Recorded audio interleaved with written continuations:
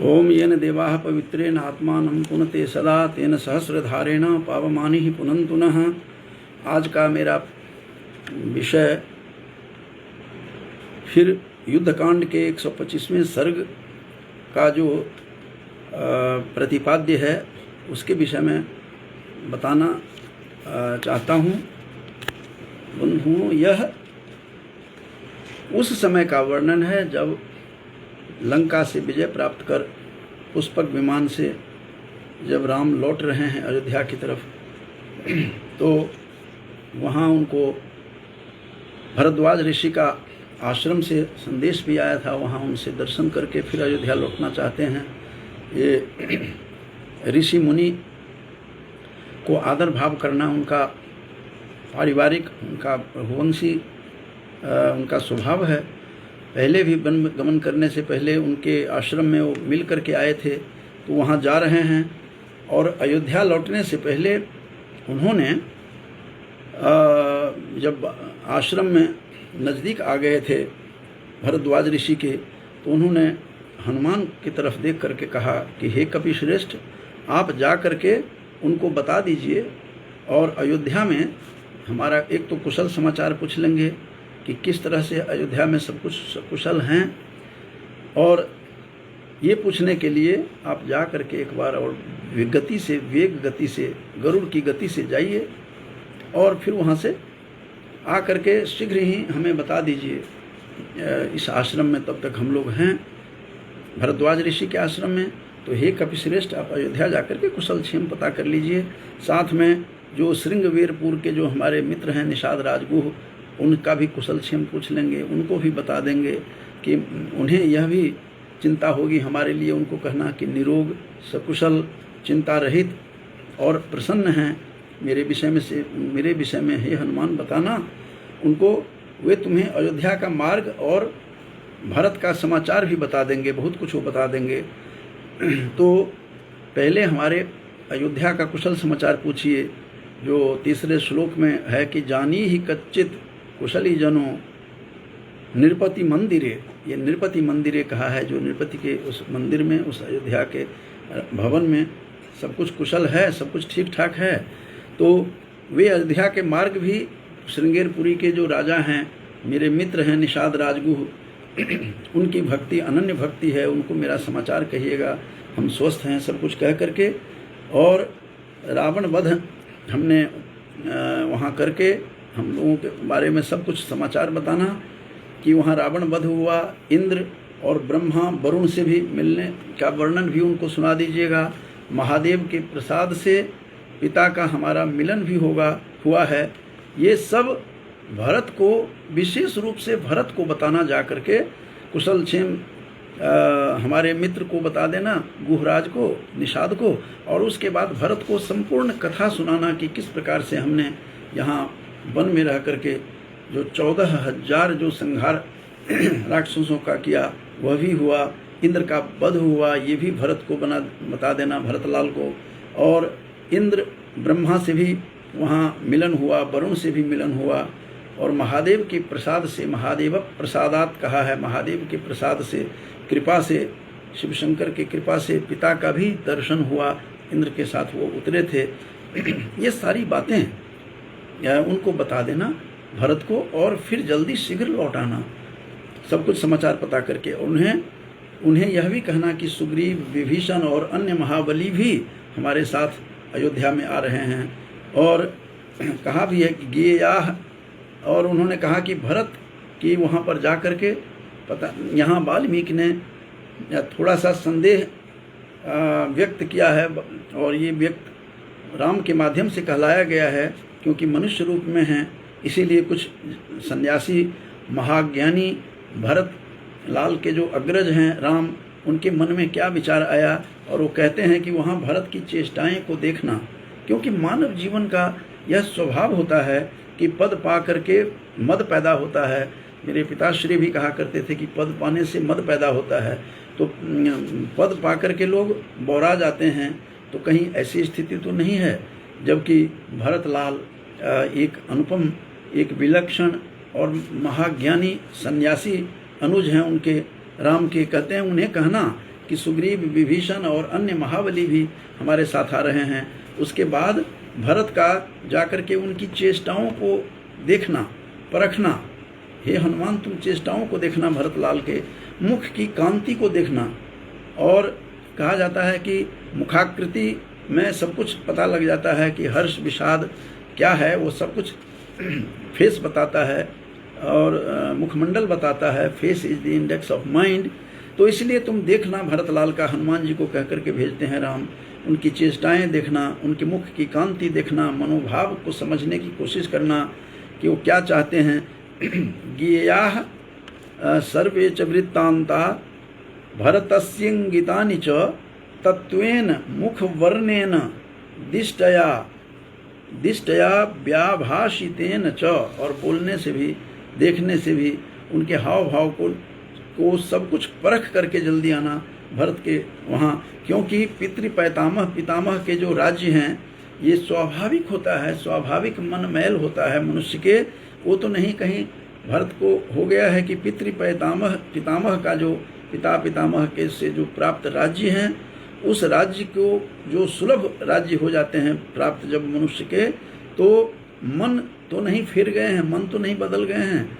तो मन तो नहीं बदला है उस विभीषण और आदि सब तो हमारे आ ही रहे हैं। विभीषण भी हैं, सुग्रीव भी हैं, महाबली सब, बहुत योद्धा सब हमारे साथ आएंगे। ये सब कहने के बाद भरत के मुखाकृति देखना, भरत के मुख की चेष्टाओं को ध्यान से देखना। और पितामह का राज्य जब किसी को सुलभ से मिल जाता है, किसी भी ये संसार की बातें बता रहे हैं, तो उसका मन बदल जाता है। इसके लिए उन्होंने 16वें श्लोक में कहा है, जो वाल्मीकि रामायण के युद्धकांड का 125वां जो उसका सर्ग है, उस सर्ग में जब राम अयोध्या लौट रहे हैं, तो लौटने से पहले हनुमान के द्वारा सूचना देने के लिए भेजा जा रहा है हनुमान को भरत के पास, और कहा है कि भरत को बताना, भरत को देखना, कहीं भरत बदल तो नहीं गया है राजसत्ता के उसमें। यदि ऐसा होगा तो हम तो सन्यासी हैं, हम जा करके फिर अपना तपस्या में लग जाएंगे। तो उन्होंने कहा है कि पितृपैतामहम राज्यम, पितामह के राज्यों से जो मिला है, खानदानी राज्य जो मिल जाता है किसी को, तो राज्यम कस्य नावर्तयेन मनः, किसका मन नहीं बदलता है। ये लोकाचार की बातें बता रहे हैं। यहाँ दुनिया संसार में, इस संसार में क्या हो रहा है, क्या घट रहा है, लोग किस तरह से, भाई बंधु कैसे बदल जाते हैं धन मिल करके, पद प्राप्त करके, उसकी परीक्षण करने के लिए हनुमान को भेज रहे हैं राम। और कहा कि तुम उसके चेहरे को देखना, उनके मुखाकृति को देखना, क्योंकि पितृपैतामहम राज्यम, पितामह से मिले हुए सहज जो राज्य होते हैं, तो कस्य नावर्तयेन मनः, किसका मन नहीं बदल जाता। ये बहुत बड़ी बात, ये सांसारिक बातें बता रहे हैं, बताया गया है, वाल्मीकि ने किया है यहाँ। और भरत लाल के लिए राम के मुख से कहवा रहे हैं, चूँकि जीवन का यथार्थ यही है, संसार की जो रीति चल रही है वो यही होता है कि किस प्रकार से धन मिल जाने पर, पद मिल जाने पर लोग कैसे बदलते हैं, उस पर व्यंग करते हुए कहा है कि भरत को देख करके आना, कि भरत तो नहीं बदल गया है। यदि ऐसा होगा तो हम अपना जाकर फिर तपस्वी हैं, जाकर के हमें और लक्ष्मण हम दोनों चले जाएंगे, तपस्या में लीन हो जाएंगे। तो कैकेयी के संसर्ग को पा करके चिरकाल तक संसर्ग हुआ है कैकेयी से। कैकेयी माता, कैकेयी 14 वर्षों से उसके संसर्ग में है, संपर्क में है। कहीं संपर्क के कारण से वह बदल तो नहीं गया है, तो हम कहीं जाकर तपस्वी जीवन जी लेंगे, लेकिन जा करके तुम देख करके मुखाकृति देखना, भरत कहीं बदल तो नहीं गया है, भरत का बदला हुआ रूप भी देखना। तो ये सांसारिक बातें कही गई है इसमें। वाल्मीकि ने राम के मुख से कहवाया है कि भरत के राज्य में जा करके देखो, भरत कहीं मेरे लिए बदल तो नहीं गया है कैकेयी माता के संपर्क में आकर के। तो हे कपि, तुम निश्चय जानकर शीघ्र लौटो वहाँ से। पहले तो हालचाल पूछना कहा है, भरत लाल का हाल चाल पूछना, फिर उसके बाद भरत लाल के हाल चाल पूछने से पहले नज़दीक में हमारा श्रृंगवीरपुर में निषाद राजगुह हैं, कितनी उनको चिंता है, राम को अपने भाई से भी अधिक चिंता निषाद राज की चिंता है कि उनको बता देना, वो मेरे लिए बहुत चिंतित रहते हैं, मेरा हाल चाल बता देना, मैं निरोग हूँ, स्वस्थ हूँ, सब बता करके भरत के मुखाकृति देखना, भरत के चेहरे को देखना, भांपना, क्योंकि पितृ पितामह से मिले हुए राज्य को एक झटके में लोग लेते हैं और बदल भी जाते हैं, मन भी बदल जाता है लोगों का। कहीं मन तो नहीं बदला है। यह आश्चर्य होता है मुझे देख करके कि वाल्मीकि ने राम के मुंह से कहवाए हैं, लेकिन ये जीवन का यथार्थ यही है। लेकिन भरतलाल जैसा कैसे बदलेगा? भरत तो सन्यासियों में बहुत बड़ा सन्यासी था, महात्माओं में बहुत बड़ा महात्मा था। भरत जैसा भाई इस विश्व के इतिहास में, विश्व के साहित्य में, ग्रंथ में हमने नहीं कहीं देखा। और उस पर किस प्रकार से संदेह व्यक्त किया गया है, ये लोकाचार है। लोकाचार में ऐसा ही होता है कि धन मिलने पर, पद मिलने पर लोग किस तरह बदलते हैं। तो कैकेयी को संसर्ग में पाकर के चिरकाल तक संसर्ग हुआ है, 14 वर्षों तक कैकेयी के संपर्क में है भरत, तो कहीं बदल तो नहीं गया है। इस प्रकार के संदेश देकर के हे कपि श्रेष्ठ हनुमान, हे कपीश, तुम जा करके जल्दी जा करके पता लगाओ। और हनुमान मनुष्य का रूप धारण कर लेते हैं। तब हनुमान, चूँकि हनुमान के साथ एक बार मुलाकात हो चुकी है भरत की, जब वो लक्ष्मण के लिए जो संजीवनी बूटी लेने के लिए गए थे, उस समय अयोध्या से निकल रहे थे, चित्रकूट में भरत ने देखा कि कोई जा रहा है, कोई राक्षस तो नहीं है, तो उन्होंने थोड़ा सा हल्का तीर चलाया और राम राम करते हुए पर्वत को लेकर के ही नीचे, पहाड़ को लेकर के ही नीचे गिरे जहाँ संजीवनी बूटी लेकर के जा रहे थे हनुमान। उस समय उनकी भेंट हो चुकी थी, इसलिए पहचान जाएंगे, इसलिए अपनी पहचान बदलने के लिए रूप बदलते हैं, मनुष्य का रूप धारण करते हैं, वानर रूप हटा लेते हैं और तब जाते हैं हनुमान और कहते हैं, हनुमान मनुष्य का रूप धारण करके उस गरुड़ के बेग से जाते हैं। गरुड़ का, जैसे गरुड़ सांप को पकड़ने के लिए तेजी से गरुड़ जब दौड़ते हैं, बैनतेय कहते हैं गरुड़ के, विनीता उसकी माँ का नाम था, इसलिए बैनतेय कहते हैं गरुड़ को। तो गरुड़ के बेग से हनुमान भी वहाँ जाते हैं और अपने पिता वायु के मार्ग से, चूँकि हनुमान के पिता वायु माना जाता है, वायु पुत्र भी हैं, पवन पुत्र भी कहा जाता है, तो अपने पिता का जो वो अंतरिक्ष में जो आपके पिता का मार्ग है, वहाँ जो पक्षी राज गरुड़ का गृह भी हैं, तो ऐसे गंगा यमुना को के बेग से भी, अपनी बेग से गंगा यमुना के बेग से पार करके, जैसे गंगा और यमुना बेग में बहाव है उसका, उस बेग से सबको पार करते हुए निषाद राज के पास जा करके और ऐसा बोला, हे निषाद राज। हनुमान ने जा करके सबसे पहले राम के मित्र जो थे निषाद राज, उनसे जा करके मिलते हैं। गुह से निषाद राज गुह से कहा कि आपके मित्र राम जो काकुत्स्थ वंश के जो आपके कुलभूषण हैं, आपके रघुवंश के जो हैं, आपके मित्र रघुवंश के कुलभूषण जो आपके मित्र राम हैं, जो बड़े राम बड़े पराक्रमी हैं, वे सिया लखन के साथ प्रयाग में अभी भरद्वाज मुनि के आश्रम में अभी वहाँ विश्राम कर रहे हैं और उसके बाद वो जाएंगे। उन्होंने आपको हालचाल पूछने के लिए, कुशल समाचार पूछने के लिए मुझे कहा है कि उनसे भी मिलना, आपको दर्शन होगा उनका, वहाँ से सकुशल आ गए हैं, निरोग हैं, स्वस्थ हैं, सारी बातें बताई। और ये भी कहा कि राम ने मुझे कहा था कि मेरे मित्र को बता देना कि आज पंचमी की रात मैं यहीं बिताऊंगा, भरद्वाज ऋषि के आश्रम में बिताऊंगा। जो हमारा जो उन्होंने कहा कि जो भरद्वाज ऋषि का जो यह आश्रम है, उस आश्रम में जिस में पंचमी की वह रात थी, ये भी चर्चा आई है, पंचमी की रात को बिता करके और कल वहाँ से हम लोग चलेंगे, इस प्रकार की बात कर रहे हैं और तुम में राम का दर्शन होगा। ऐसा जाकर के गुहराज जो थे उनके मित्र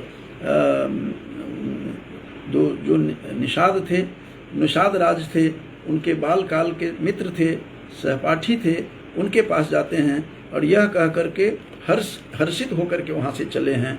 हनुमान हर्षित होने का अभिप्राय यही था कि किस प्रकार से कहाँ ये राम राजा थे, दशरथ के पुत्र हैं, और एक निषाद राज के पास जा कर के जो उनके मित्र कहे जाते हैं, तो वहाँ से मिल कर के जो सहज थे, स्वाभाविक थे, राम के प्रति इतना अपार स्नेह था, उस अपार स्नेह में निषाद राज के स्नेह से अभिभूत होकर के, बहुत हर्षित होकर के हनुमान वहाँ से चलते हैं और दूर तक का मार्ग तय कर लिया, बहुत जल्दी तय किया, क्योंकि राम का उनको आदेश है तो राम काज कर फिर नहीं आवहूँ, सीता के प्रभु खबर सुनावहूँ, जैसे कहा था तुलसी रामायण में कहा जाता है।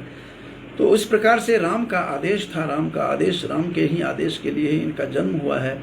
इनका अवतार हुआ है, ये रुद्रावतार हैं। और रुद्रावतार का जो है आगमन जो हुआ है इसीलिए हुआ है। तो यह कहकर हर्ष से हनुमान वहाँ से चलते हैं और नंदीग्राम के समीप पहुँचते हैं। नंदीग्राम में जहाँ भरत जी का आश्रम था, नंदीग्राम में, और वृक्षों के पास वहाँ पर पहुँचे। नंदीग्राम के दृश्य का भी हनुमान वर्णन कर रहे हैं कि जैसा कि मैं बताया था कि हालचाल पूछने के लिए भरत के पास संदेश देकर के हनुमान को कहा कि तुम जा कर के वहाँ देखो, भरत और सभी राज्य में खुश तो हैं। तो नंदीग्राम में जब पहुँचते हैं हनुमान, तो वहाँ देखा कि जहाँ पर उन्होंने अपनी कुटिया बनाई हुई थी, अपना आश्रम बनाया था भरत ने, वहाँ पर किस तरह का था, जैसे इंद्र के नंदन वन है, इंद्र के उस नंदन वन जो स्वर्ग का है उसको भी उसी तरह से शोभा पा रहा था। उसको भी लगता था जैसे उस शोभा को फीका कर रहा है। इस प्रकार भरत का वह आश्रम था। और दूसरे कह रहे हैं कि चैत्र रथ वन जो कुबेर का था। कुबेर जो विश्रवा के पुत्र थे, रावण के अग्रज थे, बड़े भाई थे, और संपत्ति के मालिक कुबेर को ही कहते हैं। तो कुबेर के चैत्र रथ वन जो हैं उसके समान लग रहा था। एक नंदन वन जो इंद्र का है उसके समान, और चैत्र रथ वन जो कुबेर का है उस कुबेर के वन के समान नंदीग्राम का जो वह आश्रम था इतना सुशोभित हो रहा था। तो देख करके हनुमान वहाँ पर देख करके चकित हो जाते हैं। और आगे देखते हैं वहाँ भरत को किस रूप में देखा, जिस भरत पर राम को भी शक हुआ है अभी, और उसको लोकाचार में, इस संसार में लोग किस तरह से बदलते हैं, धन और पैसों से बदलते हैं, पद से बदल जाते हैं, उसकी परीक्षा लेने के लिए भी हनुमान को भेजा जा रहा है कि मैं तुम जा भरत के पास जाओ, तब तक मैं भरद्वाज ऋषि के आश्रम में विश्राम कर रहे हैं और मिल रहे हैं, जाकर के पंचमी की रात्रि वहीं बिताएंगे। तो उनको संदेह हो गया था। और संदेह किस लिए हुआ, जबकि महात्मा थे। भरत जैसा चरित्र रामायण में किसी का नहीं देखा मैंने। जो भरत इसके तुलसी के भरत तो यहाँ तक कहते हैं कि मुझे संसार में धर्म अर्थ काम मोक्ष कुछ नहीं चाहिए, अर्थ धर्म नहीं काम रुचि, गति न चाहो निर्वाण, मुझे मुक्ति भी नहीं चाहिए, निर्वाण भी नहीं चाहिए, बल्कि जन्म जन्म सिय राम रति राम पद, ये यह वरदान न आन। जन्म जन्म रति राम पद, मन रति मन प्रेम, राम के चरणों में प्रेम रहे, इसके सिवा मुझे कुछ नहीं चाहिए। धर्मार्थ काम मोक्ष को सबको नकारता हुआ जो भरतलाल उसके रामचरितमानस में दिखते हैं, और इसमें भी दिखते हैं वाल्मीकि रामायण में भी, कि भरत जैसा चरित्र नहीं था। चरण पादुका सिर पर रख करके राज किया।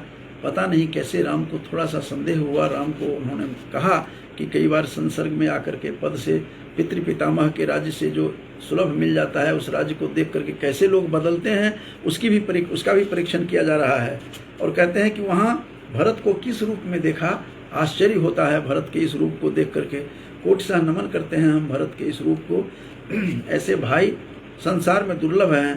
कहते हैं भरत जैसा, भरत को देखा कि चीर वस्त्र मृग चर्म पहना हुआ था, बलकल जो मृग चर्म पहन करके बिल्कुल दुबले पतले दिखाई दे रहे थे, फल मूल खा करके वहाँ रह रहे हैं, और सिर पर लंबी लंबी जटा जो है उनकी है, और शरीर मैले पड़े हैं, अपने शरीर को ध्यान नहीं दिया उन्होंने, और मैल जमे हुए हैं, और फल मूल खा करके अपने इंद्रियों को निग्रह किया हुआ है। इंद्रिय में अपने इंद्रियों पर जो 5 कर्म की इंद्रियां हैं, 5 ज्ञान की हैं इंद्रियां, एक मन है, एकादश इंद्रियां हैं, 11 इंद्रियां हैं, सभी इंद्रियों पर ऐसा नियंत्रण कर रखा था।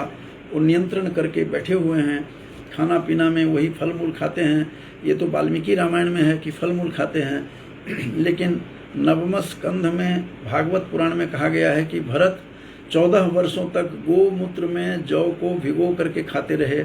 ये चर्चा भागवत पुराण में आया है। इसमें कहा गया है कि वह फल मूल खा करके ही रहते थे। शरीर पर मैल जमा हुआ है, अपने शरीर का ध्यान नहीं दे रहे हैं। मृग का चर्म धारण किया हुआ है, हिरण का चर्म धारण किया हुआ है, बलकल पहन करके, और दुर्बल हो गए हैं। इतने दुर्बल हो गए हैं कि जब मनुष्य खाना पीना छोड़ करके, राजसी सुख को छोड़ करके केवल अपने बड़े भाई का आदेश जो था उनको अपने चरण पादुका को लेकर के सिर पर उठा करके आए हुए हैं और चरण पादुका आगे रखा हुआ दिखाई दे रहा है। ये भी वाल्मीकि रामायण के ये जो 100 वाल्मीकि का जो रामायण है उसका 125वां जो यह सर्ग है, 125वें सर्ग का यह सारी कथा है। और चरण पादुका आगे रख करके रखे हुए हैं और शासन कर रहे हैं। और वहाँ पर उन्होंने कहा कि समुन्नत जटाभारम, किस तरह का रूप था उनका। मैं संस्कृत के शब्दों को थोड़ा सा लेते हुए ही कह रहा हूँ कि 31वें श्लोक में है कि समुन्नत जटाभारम बलकलाजिन वाससम, वह बलकल पहना हुआ था। बलकल कहते हैं खाल, वृक्षों के खाल को, पेड़ पौधों के पत्तों को पहन करके वस्त्र के रूप में जो धारण करते हैं उसको बलकल कहते हैं। तो बलकल धारण किया हुआ दिखाई दे रहा है। भरतलाल जैसा सन्यासी इस संसार में नहीं है। भरतलाल फल मूल खा करके रह रहे हैं और कहते हैं कि फलाशिनम कहा है उनको, वो फल का ही भक्षण करते हैं। दानतम तापसम धर्मचारिणम, ऐसे धर्म के आचरण करने वाले फलमूलाशिनम कहा है। फलमूलाशिनम दानतम तापसम धर्मचारिणम समुन्नत जटाभारम, और जटा का जो भार है इतना बढ़ गया है, इतना लंबा हो गया है। और बलकला अजिन वाससम, तो अजिन वाससम माने मृग का चर्म धारण करके जैसे सन्यासी होते हैं, उस सन्यासी रूप में जैसे उन्होंने अपने भाई को देखा, राम को देख करके आए थे, तो उसी तरह से उन्होंने अपने आप को बना करके सन्यासी के रूप में। भरत जैसा बंधुओं सन्यासी इस संसार में कोई नहीं है, क्योंकि राम तो वहाँ थे ही सन्यास रूप में थे, लक्ष्मण भी थे, लेकिन भरत लाल तो घर में रह कर के भी सन्यासी थे। और उन्होंने मांडवी उनकी अपने राजधानी में रहती थी, उनके कहा कि तुम मेरी माँ की सेवा करो और मैं यहाँ पर राज करूँगा, लेकिन अलग रहूँगा और सन्यासी के रूप में धारण करके नंदीग्राम में रहूँगा। और पत्नी को भी उन्होंने मना किया था कि तुम आश्रम में नहीं आओगे। इस प्रकार का सन्यासी इस संसार में नहीं मिलेगा, जो घर में रह करके भी सन्यास की तरह वो जी रहे थे। और मांडवी जो उनकी धर्म पत्नी वह दूर रहती थी,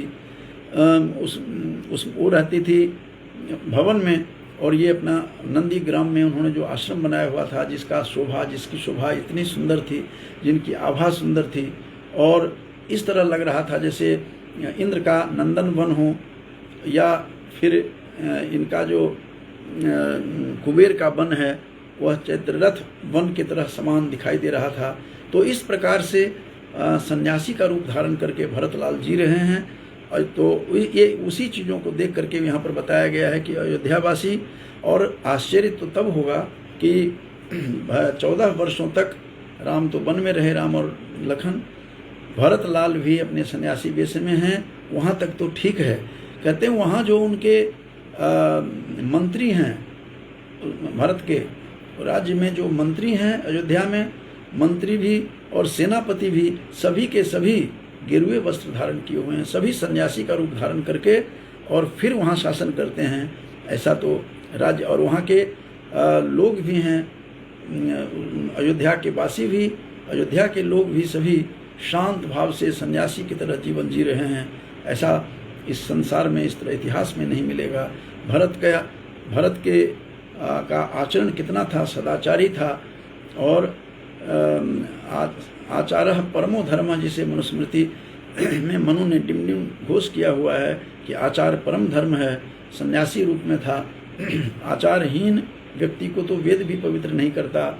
आचारहीनम न पुनन्ति वेदा, ये सारे बस जो बातें हमारे धर्म शास्त्रों में, ग्रंथों में, हमारे उपनिषदों में, वेदों में, वेदोपनिषद में और मनुस्मृति ग्रंथ में कहा गया है, उसी तरह से सन्यासी वेश में यहाँ रह रहे हैं भरतलाल। और ये भी कहते हैं कि हे देव, आप दंडकारण्य में चिर वस्त्र जटा धारण करके रघुनाथ के निरंतर चिंतन कर रहे हैं। यह आश्चर्य लगा हनुमान को भरत का चरित्र देख करके। और आपका कुशल क्षेम पूछा है, उन्होंने जाते ही कहा, हनुमान ने अपना वेश बदला हुआ है, मनुष्य का रूप धारण बदल करके आए हैं। और कहते हैं आप दारुण शोक को अब त्याग दें, अब इस सारे शोक को त्याग दें। हे देव, शोकम त्यज सुदारुणम कहा है 37वां श्लोक जो है कि इस युद्ध कांड के 125वां सर्ग के 37वां श्लोक में कि शोकम त्यज सुदारुणम, तुम अपना शोक को त्याग दें। अब राम आने वाले हैं, राम आ रहे हैं। रावण वध कर और सिया के साथ, लक्ष्मण के साथ और महाबलियों के साथ, जिसमें हनुमान भी हैं, सुग्रीव हैं, अंगद हैं, नल हैं, नील हैं, सभी महावीरों के साथ वहाँ आ रहे हैं। और विदेह कुमारी ऐसे सुशोभित हो रही हैं, उन्होंने कहा कि जैसे शची, इंद्र की पत्नी शची थी, जैसे शची इंद्र के साथ सुशोभित होते हैं, उसी तरह राम के साथ बैठी हुई विदेह कुमारी जनक नंदिनी सीता उसी तरह से लग रही हैं जैसे शची हों। इंद्र के साथ उनकी पत्नी शची जैसे सुशोभित होती हैं, उसी प्रकार से यहाँ राम सीता दोनों लग रहे हैं। तो हनुमान को ऐसा कहते ही भरत कुमार सहसा इतना आनंदित हुए कि राम आ रहे हैं, यह बात सुन करके इतने आनंदित हुए। चूँकि पंचमी की रात्रि को यहाँ निवास करेंगे, आश्रम में राम कर रहे हैं निवास ऋषि के आश्रम में भरद्वाज के, और अगले दिन ही वहाँ पर पहुँचना था। तो इसलिए ये कह रहे हैं कि राम के विषय में सुनते ही कि हमारे भैया राम आ जाएंगे। भरत कुमार इतना आनंदित हुए, इतने उत्कंठित हुए कि वो पृथ्वी पर आकर के गिर पड़ते हैं, मूर्छित हो जाते हैं, खुशी से, आनंद से मूर्छित हो जाते हैं। और कुछ देर के बाद फिर उनको होश आता है। इसके मूर्छित होने के कई कारण थे। एक तो ग्लानि में डूब रहे हैं कि मेरी माँ के कारण से ये सब हाल हुआ है मेरे बड़े भैया का, राम का। और लोग कहेंगे कि इसकी कथा पहले ही आ चुकी है अयोध्या कांड में, कि लोग कहेंगे कि जो विष के वृक्ष में तो विषाला ही फल निकलेगा। लोग कहेंगे कि कैकेयी के पेट से, कैकेयी के कोख से तो वो ऐसे ही विशाला पुत्र ही जन्म लेगा। इस तरह से लोग कह रहे होंगे। उस समय वो सारी बातें याद करके बहुत ग्लानि होती है उनको। और इतनी ग्लानि, और इतने व्रत किया है, इतने तप किया है, मृगचर्म पहन करके, जटा धारण करके, राज्य में रह करके भी राज्य में नहीं थे, मांडवी उनकी महल में थी और अकेले वहाँ 14 वर्ष तक बिताया। असली सन्यासी इस संसार के वही हैं जिन्होंने, जिसका मैंने बताया था कि तुलसी रामायण में तो कह रहे हैं कि धर्म अर्थ काम रुचि, मुझे कहीं काम में रुचि नहीं है, न धर्म में, न अर्थ में, न काम में। तो जन्म जन्म रति राम पद, यह वरदान न आन। जन्म जन्म मुझे रति के, रति माने प्रेम, प्रेम केवल राम चरण में हो, राम पद में हो, इसके सिवाय मुझे इस संसार में कुछ नहीं चाहिए। ऐसा कहने वाला संसार में रह करके भी अलौकिक और अनुपम कोट के भरतलाल थे। भरतलाल यह सुनते ही कि राम आएंगे मूर्छित होकर के धराशायी हो जाते हैं, गिरते हैं। फिर कुछ देर के बाद उनको होश आता है। इतने कमज़ोर पड़ गए होंगे, मूर्छित होने में खुशी से भी और कमजोरी से भी शरीर उनका दुर्बल हो गया है। फल मूल खा करके रह रहे हैं। ये वाल्मीकि रामायण कह रहा है, वाल्मीकि रामायण का कथन है, वाल्मीकि रामायण ऐसा कहती है। लेकिन भागवत पुराण के 9वें स्कंध में कहा गया है कि वो गोमूत्र में जौ को भिगो करके और उसी को खाते थे। इसकी चर्चा वहाँ भागवत पुराण में भी प्रकारांतर से वहाँ भी हुआ है।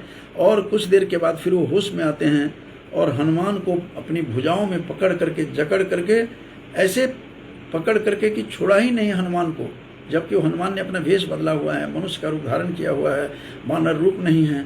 उनको पकड़ करके कि कोई संवाद मुझे कह रहे हैं भैया का, वे सभी मुझे अपूर्व लगते हैं। ये सोच करके हनुमान को ऐसे गले में अपने दोनों भुजाओं से जकड़ लिया और धारा प्रवाह, अश्रु धारा प्रवाहित हो रही थी। और इतने प्रवाहित हुई अश्रु धारा हनुमान भरतलाल की कि हनुमान का स्नान वहीं हो गया। आप कल्पना कर सकते हैं कि भरतलाल कैसे विह्वल हो गए होंगे, किस प्रकार से उत्साहित होंगे। और इतने रोते रहे उनको गले मिल करके कि उनके वो सारा ऐसा लग रहा था कि भरत अश्रु जल में आज हनुमान का स्नान हो रहा है। इस प्रकार से चर्चा यहाँ आई है, इस प्रकार की चर्चा हुई है। ये वाल्मीकि रामायण के 125वां जो सर्ग है, उस सर्ग की यह कथा है कि किस प्रकार से राम अयोध्या लौटने से पहले जब वो उसमें प्रयाग में आश्रम में आते हैं ऋषि भरद्वाज के, तो भरद्वाज ऋषि के आश्रम में तब उन्होंने संदेश दिया कि जल्दी से जाकर के हालचाल पूछो और देखो कि क्या है और जल्दी से मुझे खबर दो। इस बीच में यह देखा घटना कि दुर्बल हो गए हैं भरतलाल, मृग चर्म धारण किए हुए हैं, जटाधारी हैं और फल फूल खा करके रह रहे हैं। सभी इंद्रियों पर 11 के 11 जो इंद्रियां हैं, 5 कर्म की इंद्रियां, 5 ज्ञान की और एक मन, एकादश इंद्रियों पर ऐसा नियंत्रण है कि अपने आप को बहुत बड़ा सन्यासी थे वो भरत। और भरत जैसी संतान, लोग कहते हैं राम जैसी संतान हो, भरत भी उनसे कम नहीं था। और इतने प्रसन्न हो जाते हैं जो हनुमान अपना वेश बदल के आए हुए हैं, पूरा संवाद दे रहे हैं कि राम आने वाले हैं, राम आ रहे हैं, कल रात्रि को, पंचमी रात्रि को वहीं बिताएंगे और अगले दिन वहाँ से चलेंगे, प्रयाग में अभी रुके हुए हैं। तो भैया तुम देवता हो कि मनुष्य, कह करके गले पकड़ उनको आलिंगनबद्ध हो करके पूछते, कहते हैं भरत कहते हैं हनुमान को, अरे भैया तुम देवता हो कि मनुष्य हो, तुम कौन हो जो इतनी बड़ी बात कह रहे हो कि भैया आ रहे हैं। विह्वल हो जाता है, अश्रुधारा प्रवाहित होने लगती है और अश्रुधारा से इतनी अश्रुधारा प्रवाहित हुई जिससे हनुमान का स्नान हो गया। हनुमान ने नहा लिया हो, ऐसा लगता है प्रेमाश्रु में स्नान किया। और इस प्रकार भरत का तो अभी मिलन होना है राम से, तो भरत का मिलन भी, भाइयों का मिलन संसार में भरत जैसा नहीं है, जिसको देख करके मैं पिछले व्याख्यान में कहा था कि ललायित थे। वहाँ 2 व्यक्ति अयोध्या में जो साथ आ रहे हैं, एक विभीषण है और दूसरे हैं सुग्रीव। वो दोनों इतने रोते हैं भरत मिलन को देख करके, भरत मिलाप को, भरत का और राम का मिलन, और बड़े रोते हैं कोने में जा करके दोनों। ये मैंने बहुत वर्ष पहले विशेषांक एक वहाँ से निकलता था गोरखपुर से, वहाँ मैंने गीता प्रेस गोरखपुर से जो विशेषांक निकलता था कल्याण का, मैंने पढ़ा था कि दोनों भाई इतने रोते रहे कि हम दोनों कितने नीच हैं कि अपने भाई को मरवा करके, मार करके, विभीषण सोचते हैं कि रावण को उधर सोचते हैं कि मैंने भी अपने बाली को मार करके, हम दोनों भ्रातृहंता हैं।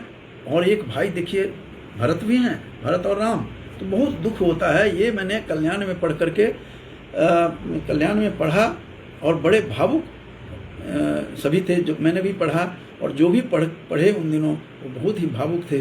तो वो क्षण अब आएगा, अगले सर्ग में है। लेकिन यहाँ भरतलाल को केवल संदेश मिल गया है हनुमान से कि भैया आते हैं, और गले मिलते हैं और शुरुआत होता है। कहते हैं भैया तुम देवता हो कि भगवान, तुम हो कौन, मनुष्य हो कि देव हो, और मुझे मेरे ऊपर कृपा करना और पधारो यहाँ मेरे घर में, तूने प्रिय संवाद सुनाया है। और इतने विह्वल होते हैं भरतलाल, इतने प्रसन्न होते हैं, कहते मैं तुझे क्या उपहार दूं, तुम बताओ, और उपहार में क्या क्या दे रहे हैं ये देखने वाली बात है कि क्या देने की बात भरतलाल कहते हैं।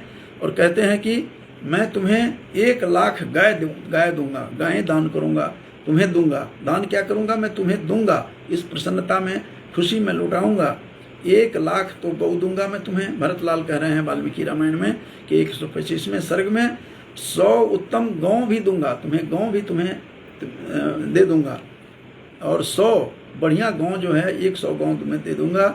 और आचार विचार वाली 16 कुमारी कन्याएं पत्नी के रूप में मैं तुम्हें प्रदान करूंगा। ये बड़ी नई बात लगी उसमें, जो समर्पित रहेगी, समर्पित करूंगा तुझे।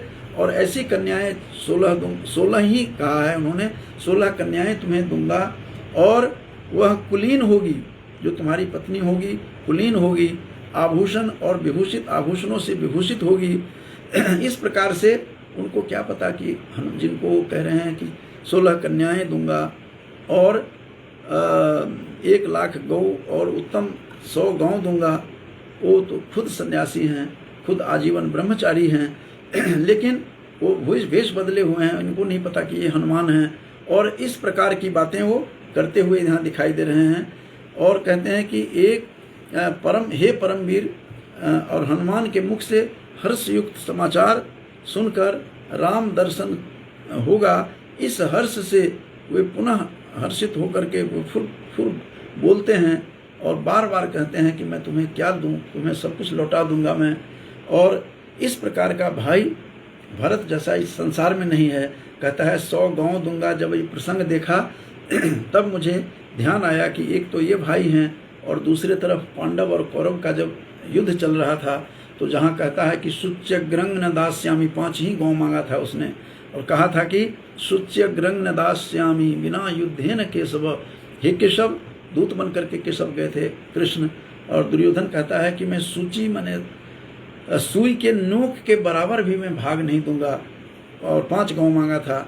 और यहाँ एक भाई भरतलाल भी हैं जो कहते हैं कि तुझे मैं 100 गाँव दे दूंगा, तुम्हें 16 कन्याएं, कुमारी कन्याएं पत्नी के रूप में तुम्हें प्रदान करूंगा, जो कुलीन होगी, सदाचारिणी होगी, ये भी बता रहे हैं, ऐसा नहीं है, बड़ी सदाचारिणी होगी और तुम्हारी सेवा में तल्लीन रहेगी।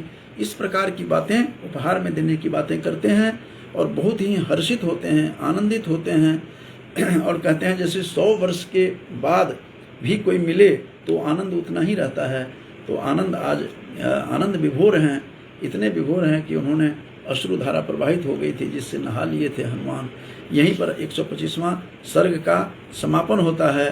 तो आज का जो मेरा व्याख्यान था वो यही था कि 125वां जो युद्धकांड का सर्ग है, उस सर्ग में हनुमान को किस प्रकार संवाद भेजा राम ने कि तुम जा कर के मेरे भरतलाल को जा कर के मेरा संवाद कहो, और मेरे सबसे पहले मेरे निषाद राज के पास जाना, जो निषाद राजगुह मेरे मित्र हैं उनके पास जाना, उनको बताना कि मैं ठीक हूँ, स्वस्थ हूँ, वो मेरे शुभचिंतक हैं, मेरी चिंता करते हैं, और उसके बाद वही तुम्हें हमें अयोध्या का रास्ता बताएंगे हनुमान।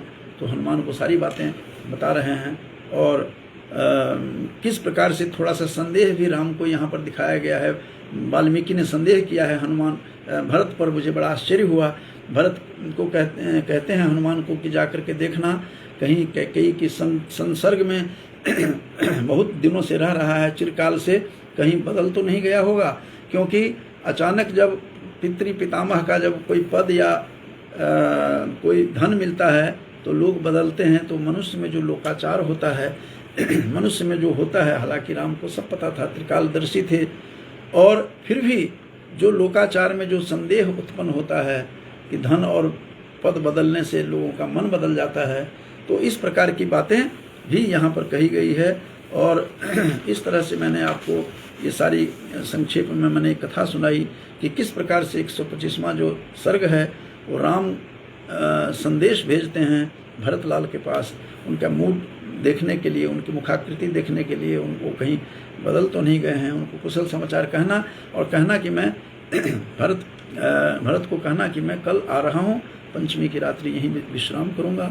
तो इस प्रकार की का जो संदेश है मैंने आप लोगों को बताया। और इसमें हमारे मित्र भी हैं, डॉक्टर बिहारी लाल पटेल जी उड़ीसा से प्रतिदिन जुड़ जाते हैं, हमारे सहपाठी हैं कुरुक्षेत्र के, और हमारे मित्र हैं, साहित्य के मर्मज्ञ हैं, और बड़े भाई आदरणीय सुनील कुमार जी भी हैं, ये भी सुन रहे हैं, और अरविंद झा जी भी हैं। इन सबको धन्यवाद और शुभकामना देते हुए समाप्त करूंगा। आज युद्धकांड जो है वाल्मीकि रामायण का, उसके 125वें सर्ग में कि राम ने कैसे संदेश दिया था राम के भरत के पास, जो मैं आ रहा हूँ कल ये सूचना देने के लिए, और कितना विह्वल हो जाता है भरत किस प्रकार का है, बलकल वस्त्र पहना हुआ है, मृग चर्म पहना हुआ है, जटा धारण करके खिन्न हो गया है, शरीर दुबला हो गया है, और फल मूल खा करके रह रहे हैं, और मूर्छित होकर के खुशी में कैसे गिरते हैं। ऐसा भाई इस संसार में दुर्लभ है भरत जैसा। तो इस प्रकार इन शब्दों को कहकर अपनी वाणी को विराम देता हूँ। बहुत बहुत धन्यवाद।